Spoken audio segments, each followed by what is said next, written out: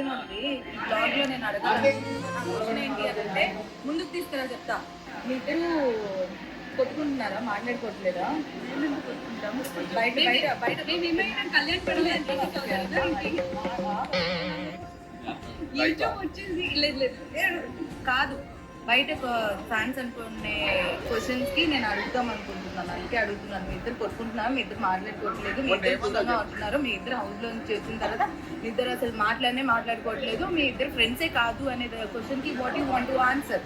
కళ్యాణ్ పడాలా చెప్పు. నోట్లో కొనుక్కోకుండా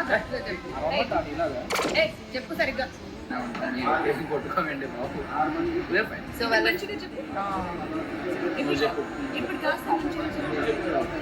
నువ్వు చెప్పు, నీకు బాగా